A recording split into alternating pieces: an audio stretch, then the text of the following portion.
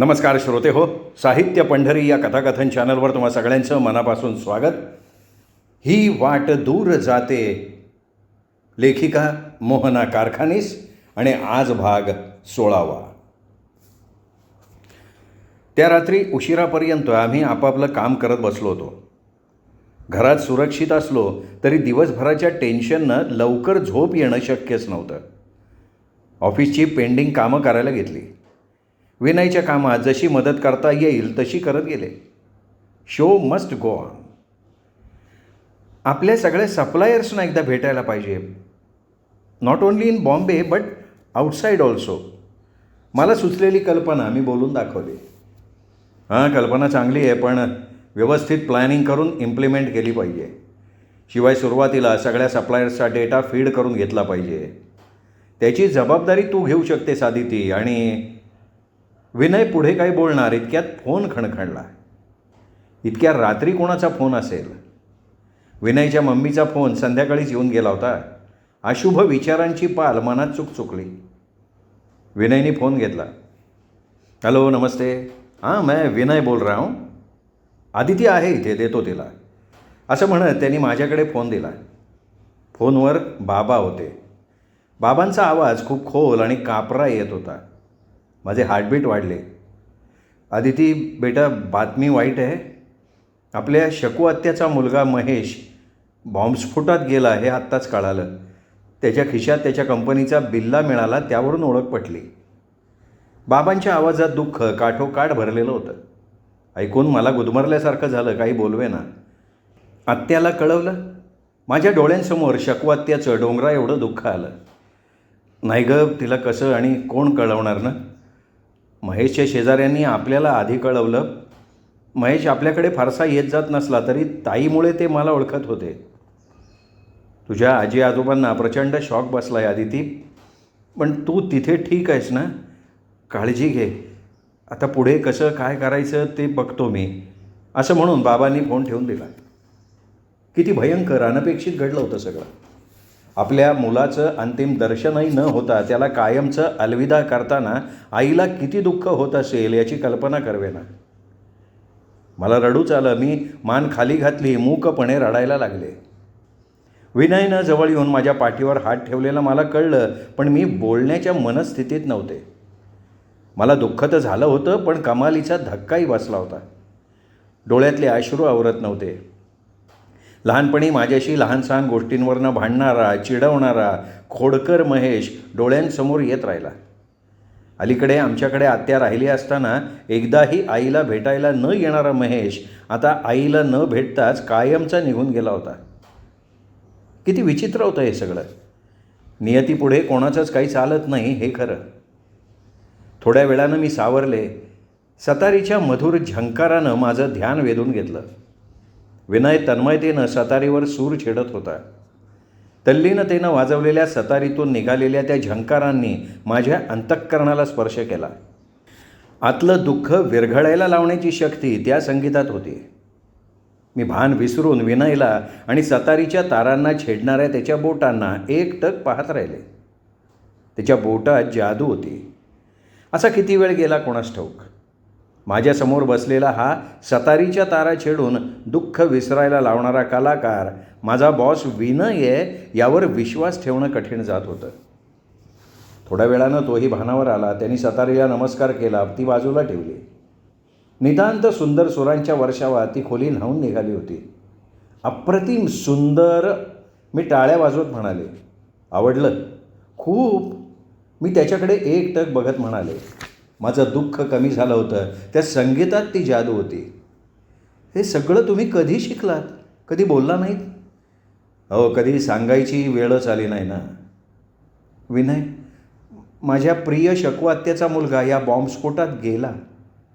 माझे डोळे पुन्हा पाण्यानं डबडबले. आणखी किती निरपराध माणसांना आपला जीव गमवावा लागला असेल. एक विचार मनात आला. मला अंदाज आला होता. I am sorry Aditi. तू त्यांच्या कंपनीचं नाव सांग. माझी काही मदत झाली तर मी बघतो. तासाभरात त्यांनी भराभरा फोन लावले. मी त्याच्या सर्व हालचाली बघत होते. विनयचं एक वेगळंच रूप मला समोर दिसत होतं. अडचणीत मदतीला येतो तो खरा माणूस. पुढच्या फॉर्मॅलिटीज करायला वेळ लागतो आदिती. कोणाची ओळख असेल ना तर सोपं जातं थोडंसं. माझ्या काही ओळखी आहेत सायन हॉस्पिटलमध्ये. सुदैवानं एक मित्र महेशच्या कंपनीत डायरेक्टर आहे. त्यांनी मला सांगितलं. आता मी सुद्धा त्या धक्क्यातनं सावरले होते. मी बाबांना फोन करून सगळं सांगितलं. त्यांना धीर दिला. आदिती, अगं तुझा आणि विनयचा किती आधार मिळाला आहे आम्हाला. मी इतका टेन्शनमध्ये होतो. ताईशी कसं बोलू काय बोलू सुचत नव्हतं. तिला सांभाळणं ही आपली मोठी जबाबदारी आहे.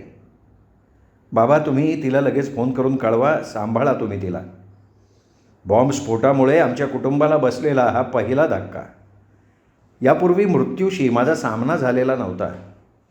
टेलिव्हिजनवर बघितलेल्या मृतांच्या बातमीनं होणारं दुःख आत्तापर्यंत उंबरठ्याच्या बाहेर होतं ते आता प्रत्यक्ष घरात शिरलं होतं. माझ्या आत्याला या वयात पुत्रविरहाचं दुःख भोगावं लागणार होतं. तिने कुणाचं काय वाकडं केलं होतं? निसर्ग नियमानुसार मुलानं आईवडिलांना अग्नी द्यायचा असतो. इथे कोणाच्या तरी सूडबुद्धीमुळे उलटी गंगा वाहत होती. 4 दिवस वाईट मनस्थितीत गेले. महेशच्या अंत्यविधीला फारशी माणसं नव्हती असं बाबा म्हणाले. त्याच्या शेजाऱ्यांनी आणि ऑफिसमधल्या लोकांनी त्याची जळलेली बॉडी ताब्यात घेतली. हे सगळं ऐकताना मन विषण्ण होत होतं. मेल्यावर माणूस फक्त एक बॉडी होतो हे त्या दिवशी मला कळलं. माझी ही परिस्थिती तर त्याच्या बायकोची म्हणजे माझ्या वहिनीची मनस्थिती कशी असेल याची कल्पनाच करवत नव्हती. एक बरं झालं त्याला मूलबाळ नव्हतं. एकीकडे मी असा विचार करत असताना मला आईकडनं कळलं की महेशची बायको प्रेग्नंट आहे. तिच्या भविष्याच्या काळजीनं माझं मन धास्तावलं. मरणारा सुटतो, मागे राहणाऱ्याला परीक्षा द्यावी लागते. एक परीक्षा पार पडली की दुसरी तयार असते. हे पेपर कोण सेट करत असतं? सुदैवानं आत्या खंबीर होती. तिने सगळं धीरानं घेतलं. मला तिला कधी भेटते असं झालं होतं, पण सध्याच्या परिस्थितीत ते कठीण दिसत होतं. आई आणि बाबांनी शकू आत्याकडे जायचं असं ठरलं. त्यांच्या जाण्यानं आत्याला निश्चित आधार मिळाला असता. बाहेर सगळं काही सुरळीत व्हायला लागल्यावर मी परत घरी जायला निघाले तेव्हा मला माझ्या घरी पोचायची घाई झाली होती. खरं तर विनयशी आणि त्याच्या घराशी अचानकच जवळीक तयार झाली होती. ती मला अस्वस्थ करत होती. हे मला अपेक्षित नव्हतं. एक पाय विनयच्या घरात अडखळत होता. दुसरीकडे माझ्या घरी आई बाबा सचिन सगळे माझी वाट पाहत होते. सचिन मला आणायला घरातून निघालासुद्धा होता, पण मीच त्याला थांबवलं. अरे कशाला? मला एकटीला जायची यायची आता सवय करायला पाहिजे. मी घरी जायला निघाले आणि विनय म्हणाला, आदिती थांब जरा, मी येतोय तुला पोचवायला. मला काही बोलू न देता तो पटकन निघाला सुद्धा. त्याला येताना बघून मनात बरं वाटलं. कदाचित माझ्या मनातली खळबळ न सांगता त्याच्यापर्यंत पोचली असावी. तो स्वतःच गाडी चालवत होता. रस्त्यात आम्ही गप्प होतो. कुणी काहीही बोललं नाही. जणू गेल्या काही दिवसात जे बोलायचं होतं ते आता न बोलता आम्हाला साधता येत होतं. अनेक विचारांची देवाणघेवाण झाली होती. एकमेकांची सवय झाली होती. अदृश्य आपुलकीच्या धाग्यानं आम्हाला बांधलं होतं. कधीकधी खूप जवळ राहणारी माणसं प्रयत्न केला तरी जवळीक निर्माण करू शकत नाहीत, तर कधी दूर असणारी माणसं आपल्या नकळत अशी जवळ येतात. काहीतरी घेऊन येतात, काहीतरी देऊन जातात. एखाद्याच्या सहवासाची ओढ आणि गरज काय असते याची कल्पना मला यायला लागली होती. रस्त्यात काहीही गडबड दिसली नाही. मुंबईचं आयुष्य सुरळीत व्हायला लागलं होतं. हॅट्स ऑफ मुंबईकर. मी त्यांच्या धैर्याला सलाम केला. आमची गाडी पुढे चालली होती. असं वाटलं की हा प्रवास संपूच नाही, पण प्रवास हा संपण्यासाठीच असतो. घर आलं. गाडीतनं उतरताना वाटलं त्याला सोडून जाऊ नये, पण नाही, ते शक्य नाही. आता तो माझा बॉस आणि मी त्याची सहकारी आहे. विनय मला पोचवायला अगदी घरात आला. मला सुखरूप बघितलं आणि सगळ्यांना खूप आनंद झाला. आई बाबा आजी आणि सचिन यांनी विनयला तोंड भरून आशीर्वाद दिला. आभार माझे मानू नका, आदितीचे माना, विनय हिंदी मिश्रित मराठीत म्हणाला. तिने माझ्यावर विश्वास दाखवला. तुम्ही तुमची अमानत माझ्याकडे सोपवलीत. तिची काळजी घेणं माझं कर्तव्यच होतं. त्यातून माझी मम्मी गावाला गेलेली, घरात कोणी लेडीज नाही. But I must admit, Aditi is very good girl. छान सावरलं तिने सगळं. मलाही तिची कितीतरी मदत झाली. एवढ्या मोठ्या भयंकर प्रसंगात तुम्ही आदितीला छान आधार दिलात. तुमचे आभार कसे मानावेत आम्हाला कळत नाही आहे. सांगतो, मला एकदा तुमच्या मराठी स्टाईलचं जेवायला बोलवा. विनयच्या आदबशीर नम्र वागण्यानं सगळे खुश झाले. महेशचं दुःख सगळेच काही काळ विसरले. विनयच्या बोलण्यात अनेकदा माझं कौतुक येत होतं. ते ऐकताना मला लाजल्यासारखं होत होतं, पण स्वतःचा अभिमानसुद्धा वाटत होता. प्रत्यक्ष बॉस आपलं कौतुक करतो ही गोष्ट कितीही नाकारली तरी सुखावून जात होती. अर्धा तास बसून विनय परत गेला तेव्हा आमच्या घरात एक उंची सुगंध दरवळत होता. आजी माझ्याकडे निरखून बघत म्हणाली, नशीबवान आहेस हो पोरी. आई आणि बाबांनी मी घरी पोचल्यावर शकू आत्याकडे जायचं असं ठरलं होतं. त्यांच्या जाण्यानं तिला निश्चित आधार मिळाला असता. आई बाबा, झालं ते खूप वाईट झालं, पण तुम्ही स्वस्थ मनानं गावाला राहा, आत्याची काळजी घ्या. इकडे आजी आजोबांना मी सांभाळीन. सचिनही असेल की सोबतीला, तेव्हा तुम्ही इथली काळजी करू नका. मी त्यांचं सामान भरायला मदत करत म्हणाले. एका भयंकर प्रसंगातनं मी वाचले होते. मागचे काही दिवस आठवून अंगावर अजूनही काटा येत होता. बाकीच्या लोकांवर आणखीन किती भयंकर प्रसंग ओढवला असेल याची कल्पना टेलिव्हिजनवरच्या बातम्या बघून येत होती. आमच्या ऑफिसातले सगळे एम्प्लॉईज अडचणीतून जाऊनही घरी सुखरूप पोचले होते याचं समाधान वाटत होतं. कॉलनीतले आणखीन काही लोक 2-4 दिवस जवळपास आसरा घेऊन परत यायला लागले होते. महेशच्या जाण्यानं आम्हाला धक्का बसला होता, पण त्याहीपेक्षा शकू आत्याला आणि वहिनीला या प्रसंगातनं लवकर सावरायला मदत व्हावी म्हणून यापुढे आम्ही प्रयत्न करणार होतो. त्यातच कॉलनीत अजून एक दुर्घटना झालेली कळली. आमच्याच इमारतीत राहणाऱ्या जाधवबाईंची बहीण एका बसमध्ये झालेल्या बॉम्बस्फोटात गेल्याचं कळलं. त्या बातमीनं पुन्हा धक्का बसला, हळहळ वाटली. जाधवबाईंना जबरदस्त शॉक बसला आणि त्या आजारी पडल्या. संध्याकाळी परत येताना नेहमी जिन्यात दिसणाऱ्या जाधवबाई आता दिसेनात. त्यांची तिरकस बोलण्याची पद्धत, टोमणे मारणं सगळं बंद झालं. पण त्यांच्या बाबतीतही असं व्हायला नको होतं असं मला राहून राहून वाटत होतं. एकुलत्या एक धाकट्या बहिणीच्या मृत्यूनं त्यांनी हाय खाल्ली. ऑफिसमध्ये आता हळूहळू सगळं नॉर्मल व्हायला लागलं. मुंबई सावरली. लोकांच्या मनातली निराशा, घबराट कमी व्हायला लागली. प्रत्येकजण कामाकडे लक्ष द्यायला लागला. विनयच्या बरोबर काम करताना पूर्वीपेक्षा जास्त मोकळेपणा आला होता. गेल्या काही दिवसात विनयचं जे रूप माझ्या मनाला दिसलं होतं ते मला भावलं होतं. त्याच्याबरोबर काम करताना आता जास्त उत्साह वाटत होता. पण त्या दिवसांची वाच्यता मी कोणाकडेही केली नाही, फक्त स्वामीला सांगितलं होतं. आणि मला वाटतं तिथेच मी चुकले. त्याचे दुष्परिणाम मला भोगावेच लागले. आई बाबा घरी नसल्यामुळे विनयने मला घरी लवकर गेलीस तरी चालेल असं सांगितलं, पण मला ही सवलत घेणं बरोबर वाटलं नव्हतं. शेवटी त्यांनी मला थोडंसं रागवून चिडून घरी जायला धमकावलं तेव्हा मी मुकाट्यानं बाहेर पडले. हे बघ, घरी आजी आजोबा एकटे आहेत आणि सध्या तू लवकर गेलेली चालणार आहे. कामाचं काय करायचं ते मी बघतो. त्यांनी फरमान सोडलं. मी ऐकत नव्हते. चल, मी तुला घरी सोडतो, विनय म्हणाला आणि आला देखील. मी थोडी गुस्स्यात होते, पण आजी तुमच्या हातची पॉम्फ्रेट करी आणि कालवण खायला आलेलो आहे असं म्हणून त्याने आजीला सुखद धक्का दिला. आजीला काय आणखीनच उत्साह आला. कितीतरी दिवसांनी तिच्या चेहऱ्यावर दुःखाला दूर सारून आनंद पसरलेला दिसत होता. मी विनयकडे बघत हळूच थँक्स म्हटलं. नाही म्हणताना त्याचं माझ्याबरोबर मला पोचवायला येणं माझ्या आयुष्यातही आनंद आणत होतं. जेसिका ब्युटी प्रॉडक्ट्सनं माझ्या आयुष्याचा मोठा भाग व्यापला होता आणि विनयचा त्यात मोठा वाटा होता. जुनीच वाट मला नवीन भासायला लागली होती. कॅलेंडरची बदलणारी पानं सांगत होती की एक वर्ष पुढं चाललं आहे. पुढे जाणाऱ्या वर्षाबरोबर एवढं नक्की कळत होतं की काळ कधी कोणासाठी थांबत नाही, त्याला फक्त पुढं जायचं माहिती असतं. या काळाच्या ओघात 2च गोष्टी घडतात, चांगल्या नाही तर वाईट. माझ्या दृष्टीनं अनेक चांगल्या गोष्टी घडत होत्या. त्यातली महत्त्वाची गोष्ट म्हणजे आमची जेसिका ब्युटी प्रॉडक्ट्स भरभराटीला येत होती. इंटरनेट आणि बदलत्या तंत्रज्ञानामुळे जग जवळ येत चाललं होतं. जगातल्या अनेक उद्योजक भारताकडे नवीन बाजारपेठ म्हणून बघत होते. भारतात तरुण ग्राहकांची लोकसंख्या वाढत होती. भांडवलदारांसाठी ही मोठी संधी होती. सौंदर्य प्रसाधनं, पर्सनल केअर प्रॉडक्ट्स म्हणजेच वैयक्तिक काळजी घेणारी उत्पादनं, शॅम्पू, हेअर ऑइल, पुरुषांसाठी शेव्हिंग क्रीम बनवणाऱ्या कंपनीचं लक्ष भारतानं वेधून घेतलं. तंत्रज्ञानात अनेक प्रकारे भर पडत होती.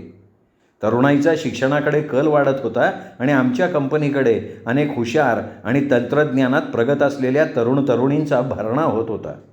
ही अतिशय समाधानाची बाब होती. आम्ही अनेक सेमिनार, कॉन्फरन्सेस भरवत होतो. आमच्या उत्पादनांच्या जाहिराती लोकांना आवडत होत्या. मालाचा खप वाढत होता. एका मोठ्या परदेशी कंपनीनं आमच्या जेसिका ब्युटी प्रॉडक्ट्सशी गुंतवणुकीसंबंधी वाटाघाटी चालू केल्या आणि थोड्याच अवधीत त्या यशस्वीसुद्धा झाल्या. 1995 वर्षाच्या मध्यावर असताना जेसिका मॅडमचं स्वप्न खरं होताना दिसायला लागलं आणि त्याबरोबर अंतर्गत राजकारणही जोरात चालू झालं होतं. प्रत्येकजण स्वतःचं नाव कसं पुढे झळकेल याचा विचार करत होता. परदेशी कंपनीनं आंघोळीचा साबण, face cream, face powder, shampoo, nail polish अशी अनेक उत्पादनं आमच्या कंपनीमार्फत बाजारपेठेत आणली. त्यांच्या सर्व उत्पादनांना त्यांनी शी म्हणजे SHE शी हे नाव दिलं. चकचकीत पॅकेजिंग, चांगली किंमत आणि उत्कृष्ट क्वालिटी असली तरी ही उत्पादनं आपल्या ग्राहकांना नवीन असल्यामुळे अजूनही मार्केटमध्ये त्यांची पाहिजे तेवढी विक्री होत नव्हती. शिवाय ही सगळी उत्पादनं हाय एंड मार्केटसाठी म्हणजे उच्चवर्गीयांसाठी होती. आमची सध्याची उत्पादनं उच्च आणि मध्यमवर्गीयांसाठी होती, त्यांच्यात लोकप्रिय होती. नवीन उत्पादनांच्या वितरणासाठी चांगले वितरक शोधणं हे आव्हान आमच्या पुढे उभं राहिलं आणि मला ते आव्हान स्वीकारण्यात आनंद वाटला. कारण ज्या कामात आव्हान आहे त्या कामात खरं थ्रिल आहे. दुसऱ्याही स्टेट्समधनं काही जणांची नावं पुढं आली होती, पण आमच्या टीमला ते काम दिलं कारण मी आणि माझी टीम वेन्झॉल आणि चमको या 2 उत्पादनांना मोठ्या शहरातल्या बाजारपेठेत बस्तान बसवायला यशस्वी झालेलो होतो. आमच्या कंपनीसाठी ही 2 उत्पादनं सोन्याची अंडी देणारी उत्पादनं ठरली होती. यापुढे या उत्पादनांना लहान शहरात आणि गावात न्यायचं होतं. कंपनीसाठी तो एक मोठा प्रोजेक्ट असणार होता. शिवाय आता आमच्या कंपनीच्या मॅनेजमेंटमध्ये परदेशी कंपनीच्या अधिकारी लोकांचा शिरकाव झाला होता. नवीन विचारांचं वारं कंपनीत वाहायला लागलं होतं. विन्झॉल आणि चमकोसाठी नवीन पॅकेजिंग किंवा नवीन जाहिराती व्हायला हव्यात असा विचार पुढे आला, ज्यायोगे ती उत्पादनं आणखीन लोकप्रिय होतील असा अंदाज होता. मला तर हे सगळं अनुभवून अतिशय आनंद होत होता. आमची टीम त्यासाठी मोठ्या उत्साहानं कामाला लागली. माझ्या टीममध्ये 4 जण होते, 3 मुली आणि 1 मुलगा. चौघंही नुकतंच मॅनेजमेंटचं शिक्षण संपवून कंपनीत जॉईन झालेले तरुण होते, उत्साही होते. त्यांच्याबरोबर काम करायला वेगळीच एनर्जी मिळत होती. मी माझ्या टीममध्ये स्मार्ट, भरपूर काम करायची इच्छा असलेली मुलं निवडली. आमच्या कंपनीत काही बडी धेंड वरून वशिल्यानं आली होती. अशा मुलांना घेऊन काम करायची माझी बिलकुल इच्छा नव्हती आणि त्या बाबतीत मी ठाम होते. माझ्या टीममधली मुलं निवडायची मला मुभा असावी अशी मी मॅनेजमेंटला विनंती केली. मला विनयनं प्रत्येक वेळी सपोर्ट केला. कदाचित त्यासाठी त्यांना मॅनेजमेंटची नाराजी सहन करावी लागली असेल, पण चांगल्या आणि योग्य निर्णयात बऱ्याचदा अशी नाराजी पत्करणं त्यांना मान्य होतं. त्या दरम्यान एक नक्की केलं, आपल्या मनातलं कागदावर लिहून काढायचं, तेही आपल्या स्वतःच्या मातृभाषेत, मराठीत. तारीखवार महत्त्वाचा नाही तर नोंदी महत्त्वाच्या. वासवानीनं आमची कंपनी सोडून जाताना भेट म्हणून दिलेली डायरी मी माझ्याकडे जपून ठेवली होती. वासवानीकडनं मला अनेक गोष्टी शिकायला मिळाल्या. काय करावं यापेक्षा काय करू नये, कसं वागावं यापेक्षा कसं वागू नये. त्याची जपलेली आठवण ती बाहेर काढली. पहिल्या पानावर काय लिहू? नको, काहीच लिहायला नको. पहिलं पान मोकळंच ठेवलं. जणू माझे सुरुवातीचे कॉर्पोरेट विश्वात प्रवेश झाल्यानंतरचे दिवस. त्यावेळी बरोबर होती एक डिग्री आणि काहीतरी करून दाखवण्याचं स्वप्न, बाकी काही नाही. अगदी कोरी पाटी होते मी.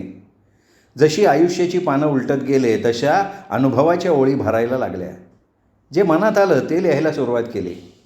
खूप काही साचलेलं होतं मनात. अनेक प्रसंग, गोष्टी लिहिता लिहिता बाहेर पडू लागलं. माझ्या आत चाललेल्या विचारांचं तुफान उसळी मारून वर आलं. जणू ते आपोआप लिहिलं गेलं माझ्याकडनं. कंपनी, आमची उत्पादनं आणि त्यासंबंधित बाजारपेठेत होणारी उलाढाल. माझी सगळी दुनिया त्याभोवती फिरत होती हे नोंदी लिहायला लागल्यावर लक्षात यायला लागलं. माझी कंपनी आणि तिथे काम करणारे सगळे माझे सहकारी जणू माझं दुसरं कुटुंबच बनलं होतं. कुटुंबात जशी वेगवेगळी व्यक्तिमत्वं असतात तशी आमच्या कंपनीतही होती. त्यातले कोणी फक्त स्वतःचा विचार करणारे, तर कोणी स्वतःबरोबर सगळ्यांना घेऊन पुढे जाणारे. कंपनीत स्वतःच्या विचारांना नेहमी प्राधान्य देता येत नाही. इच्छा असो वा नसो, काही निर्णय मान्य करावे लागतात, स्वीकारावे लागतात. मला दुसऱ्या कंपनीतनं ऑफर्स येत होत्या, पण आता मला फक्त पैसा नको होता, काम करण्याचं समाधान हवं होतं. इच्छा असली तरी घरात द्यायला माझ्या हातात फारसा वेळ उरत नव्हता, पण जमेल तेवढं मी माझ्या कुटुंबासाठी करत होते. त्यांच्यामुळे मी आज इथे पोचले होते याची मला सदोदित जाणीव होती. आईबाबांची सतत असणारी पैशांची चणचण थोड्या प्रमाणात दूर करायचं समाधान मी गाठीशी बांधत होते. आता आईला 1 तारखेची वाट बघावी लागत नव्हती. अवचित येणारा पाहुणासुद्धा व्यवस्थित जेवून जात होता. त्याला मनासारखं जेवायला घातल्याचं समाधान आईच्या डोळ्यात बघताना माझे डोळे समाधानाचं काजळ घालत होते. सचिनची गाडी मेडिकलचा मार्ग पकडून व्यवस्थित धावत होती. त्याला हवी तेव्हा पाहिजे तशी नवीन पुस्तकं आणता येत होती.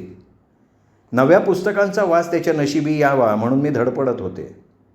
मला माझ्या भावाला शिक्षणाच्या बाबतीत कुठे काही कमी पडू द्यायचं नव्हतं. आजी आजोबा माझ्या बाबतीत समाधानी होते. त्यांना आवडणारं मटण मी दर रविवारी न चुकता आणत असे आणि कंटाळा न करता खास त्यांच्यासाठी करून त्यांना आग्रह करकरून वाढत असे. ते थकत चालले होते. त्यांच्याकडे बघताना म्हातारपण हे आयुष्याचं कटू सत्य आहे आणि ते स्वीकारायलाच हवं हे पटत होतं. आयुष्य हे क्षणभंगूर आहे. आजचं तारुण्य हे उद्याचं म्हातारपण आहे. आदिती, त्यांच्यासाठी काहीतरी कर असं माझं मन वारंवार ओरडून सांगत होतं. सगळ्यांसाठी एक मोठा फ्लॅट बुक करावा असं प्रकर्षानं वाटत होतं. आमची सध्याची जागा लहान पडत होती. वाटत होतं सगळ्या अडचणी, वेदना, निराशा विसरून जाव्यात, सगळ्याची सुरुवात नव्यानं करावी. तशी संधी चालून आली. एका ओळखीतून नवीन कॉलनी उभी राहत होती असं कळलं. थोडे पैसे जमले होते, थोडं कर्ज काढलं तर 2 BHKचा चांगला फ्लॅट मी घेऊ शकत होते. पण आईबाबांना पटणं कठीण होतं. स्वतःचा मुलगा असताना मुलीकडून कुठलीही मदत घेताना त्यांना शर्मिंद वाटत होतं. आपले जुने पारंपरिक विचार, रूढी या सोडणं किती कठीण असतं याचं प्रत्यक्ष उदाहरण माझ्यासमोर होतं. कितीही शिकलो, सवरलो तरी त्यात फरक पडणार नव्हता. एकदा विनयशी बोलताना सहज हा विषय निघाला तर विनय म्हणाला, leave it to me Aditi. मी समजावतो आईबाबांना. आत्ताच जागेत पैसे गुंतवलेस तर मोठी जागा घेता येईल तुला. आईबाबांना चांगलं सुखात ठेवायचं हा तुझा विचार खरंच कौतुक करण्यासारखा आहे. शिक्षण, पैसा, नाव सगळं कमवताना तू तुझ्या फॅमिलीची सुद्धा किती काळजी करते आहेस. तुझ्यासारखंच मलाही त्यांच्यासाठी काहीतरी केल्याचं समाधान मिळेल म्हणूनच आदिती. शेवटचे शब्द तो हळूवार पुटपुटला. तो आईबाबांना समजावतोय म्हटल्यावर मी खुशीत येऊन तो पुढे काय बोलतोय हे नीटसं ऐकलं नाही. काय पुटपुटला तो शेवटी? माझं लक्षच नसावं. त्यानंतर त्यांनी आईबाबांना समजवण्याचं कॉन्ट्रॅक्टच घेतलं. मला यापेक्षा आणखीन काही नको होतं. माझ्या आईबाबांना, आजी आजोबांना काही वर्ष तरी सुखात आनंदात घालवता यावीत म्हणून माझी धडपड सुरू होती. कंपनीतल्या धनाढ्य वरच्या अधिकाऱ्यांना बघताना वाटे यांना कसलं दुःख असणार. पण ईश्वरानं प्रत्येक माणसाला जन्माला घालताना कुठलं ना कुठलं दुःख बरोबर देऊनच पाठवलेलं असावं. त्या लोकांची दुःख, वेदना वेगळे पेहराव घालून त्यांच्याबरोबर राहत होती, पण त्यांची दुःख ते कधी चेहऱ्यावर दाखवत नसत.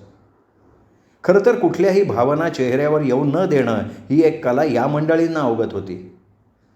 कुणाची मुलं शिकत नव्हती, कुणाचं बायकोशी पटत नव्हतं, कुणाचं डायव्होर्स झाला होता, तर कुणाचं बाहेर काहीतरी प्रकरण चालू होतं. या वाटेवर स्वामीसारखी माणसं तर आपल्या स्वार्थासाठी वाटेल ते करायला तयार होती. आणि असं करताना स्वतःच्या आयुष्याचं मातेरं होतं हे त्यांना कळत नव्हतं. मला हळूहळू या सगळ्या गोष्टींची ओळख होत होती, धक्का बसत होता. काही गोष्टी आपल्या हातात नसतात याची खात्री पटत होती. समाधानाची एक गोष्ट अशी की मला पैसा मिळायला लागला होता. आता मला पाहिजे ती वस्तू मी कधीही कुठेही विकत घेऊ शकत होते. स्वतःसाठी, कुटुंबासाठी आपण काहीतरी करतोय याचं समाधान किती सुख देतं याचा अनुभव मी घेत होते. कॉलेजच्या फीसाठी काढलेलं लोन फिटत आलं होतं. खरं समाधान मिळत होतं ते माझ्या प्रिय उत्पादनांना, आंघोळीचा साबण विन्झॉल आणि टूथपेस्ट चमको यांना नावारूपाला आणताना. त्यांनी तर माझं आत्तापर्यंतचं आयुष्य व्यापलं होतं. त्यांची विक्री आपल्या देशात पहिल्या क्रमांकावर ठेवण्यासाठी माझी आणि माझ्या टीमची धडपड चालू होती. त्यात आम्हाला अनेक गोष्टींचं नियोजन करावं लागत होतं आणि हे काम फक्त कागदावर करून उपयोग नव्हता. त्यासाठी प्रत्यक्ष ग्राहकाला काय हवं आहे, बाजारपेठेत कोणत्या प्रकारचा माल खपतोय याची माहिती काढायला आमची माणसं सतत कार्यरत होती. दिवसातले 12 ते 14 तास आम्ही अखंड मेहनत करत होतो. मार्केटिंगचा अभ्यास केल्यावर कंपनीत काम करताना किती गोष्टी लक्षात यायला लागल्या. प्रत्येक कंपनीच्या टूथपेस्टचा एक वेगळा फॉर्म्युला असतो. तो फॉर्म्युला बनवायला शेकडो लोक काम करत असतात. रिसर्च केला जातो. अनेक वर्ष लागतात तेव्हा एखादा चांगला फॉर्म्युला हाताला लागतो. अनेक प्रयोग करून, मार्केट रिसर्च करून तो फॉर्म्युला लोकांना आवडेल का याचं अनुमान काढावं लागतं. त्यानंतर त्या टूथपेस्टला योग्य आवरणात बंदिस्त करणं, त्याचा आकार निश्चित करणं आणि मग पुढे ती विक्रीसाठी पाठवायला बाजारपेठ नक्की करणं. अशा 1000 गोष्टी टूथपेस्ट आपल्या हातात पडेपर्यंत निगडीत असतात. एवढं करून ती टिकली पाहिजे, म्हणजे तिची शेल्फ लाईफ चांगली असली पाहिजे. ती पातळ किंवा कडक होता कामा नये. तिची चव लोकांना आवडली पाहिजे.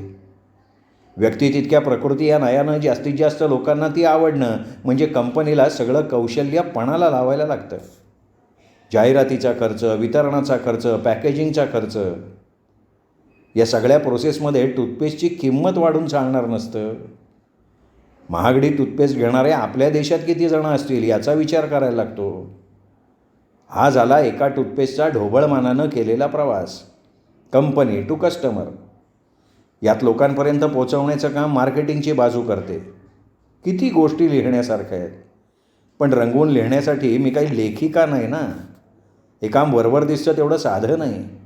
शिवाय स्पर्धा नावाची अप्सरा सगळ्यांना भुलवत असते. या साखळीत हजारो लोकांची पोटं भरली जातात. आपणही या ना त्या कारणानं लोकांच्या संसाराला हातभार लावतो या विचारानं समाधान मिळत होतं. दरम्यान माय लाँग टाईम पेंडिंग प्रमोशन मला मिळालं. त्यावरून अंतर्गत मारामाऱ्या चालू होत्याच. विनय मला फेवर करतोय असंही बोललं जात होतं, पण मला माहिती होतं की विनय माझ्या बाबतीत अतिशय स्ट्रिक्ट होता. माझं प्रमोशन हे सर्व निकषातून पार पाडून मिळालेलं होतं. असो, मी वरिष्ठ अधिकाऱ्यांच्या श्रेणीत पोचले तेव्हा आनंद तर झालाच, पण मला आणखीन पुढं जायचं होतं. थांबला तो संपला. पुढची प्रमोशन मिळवायला फक्त मेहनत नाही तर अनेक गुणांची गरज होती. चांगलं व्यक्तिमत्व, संभाषण कला, प्रचंड काम करायची तयारी, लोकांना बरोबर घेऊन काम करायची वृत्ती, अचूक निर्णय क्षमता, गेंड्याची कातडी पांघरण्याची गरज होती. तसंच सर्वांना समजून सांभाळून घ्यायची कला, ह्या सगळ्याची आवश्यकता होती. मीच मला ताडून पाहायची गरज होती. इथेही लोकांची असूया, ईर्ष्या याला तोंड द्यावं लागत होतं. स्वामीकडून तर कुठल्याही बाबतीत मदत मिळायचं बंद झालं होतं. त्याचं हे वागणं मला कळत होतं, पण कारण समजत नव्हतं. मनाला वेदना देत होतं. स्वामी किती बदलला होता. स्वामीवर ठेवलेल्या विश्वासाला तडा बसत होता. मी ठरवलं की सोक्षमोक्ष लावून टाकायचा, पण वेळ मिळत नव्हता. चांगले सहकारी मिळणं किती महत्त्वाचं असतं याची जाणीव होत होती. जवळचे वाटणारे दूर जात होते आणि दूरचे जवळ येत होते. माझ्यासारखं इतरांनासुद्धा पुढे जायचं होतंच की. फरक इतकाच की मला माझ्या उत्पादनांना आधी पुढे न्यायचं होतं आणि नंतर मला. याही बाबतीत कंपनी जीवघेणी स्पर्धा चालू झाली होती. प्रमोशन मिळवण्यासाठी लोक काहीही करायला तयार होते. एकमेकांना पायदळी तोडून पुढं जाण्यात कुणाला काहीही वाईट वाटत नव्हतं. तसा चमत्कारिक अनुभव प्रत्यक्ष मला लवकरच येणार होता. आमची उत्पादनं प्रसवत होती तशी माझी जबाबदारी वाढली. नवीन मॅनेजिंग डायरेक्टरला अनेक बदल हवे होते. तो येताना त्याची खास माणसं घेऊनच आला होता. ही उलथापालथ चालू असताना असे काही वादळी वारे व्हायला लागले की विनयला त्याची खुर्ची गमवायला लागणार अशी चिन्ह दिसायला लागली. त्या विचारानं मी हादरले. आत्तापर्यंत सगळं किती व्यवस्थित चाललं होतं. वादळात लव्हाळी वाचतात, पण मोठी झाडं जखमी होतात. आमच्या कंपनीत अचानक ही परिस्थिती उद्भवली होती. त्यात माझा आवडता बॉस विनय सापडला का त्याच्यासाठी मुद्दाम हा सापळा लावला गेला होता. कॉर्पोरेट क्षेत्रात जितके यशस्वी व्हाल तितके शत्रू निर्माण व्हायला लागतात. या कुरुक्षेत्रात फरक असा आहे की तुमचा शत्रू तुम्हाला समोरून दिसत नाही. बाहेरून येणाऱ्या नवीन माणसाला रिपोर्ट करणं म्हणजे विनयची मानहानी होती. आजपर्यंत विनयनं जेसिकासाठी काय केलं नव्हतं, त्याचं हे असं फळ त्याला मिळणार होतं. आत्तापर्यंत मी विनयला चांगली ओळखायला लागले होते. त्याचे विचार करण्याची पद्धत, त्याची बुद्धिमत्ता, त्याची भावनिक गुंतवणूक, आणि त्यावरून मला अंदाज आला की पुढे होणारे बदल लक्षात घेऊन विनय स्वतःचा राजीनामा देईल. विनय काही हातापाया पडणाऱ्या माणसातला नव्हता. थोड्याच दिवसात माझं अनुमान खरं ठरलं, पण ते अगदी नाट्यमय परिस्थितीत घडलं. श्रोते हो, हा होता भाग 16वा. भाग 17वा उद्या. तोपर्यंत नमस्कार मित्र हो.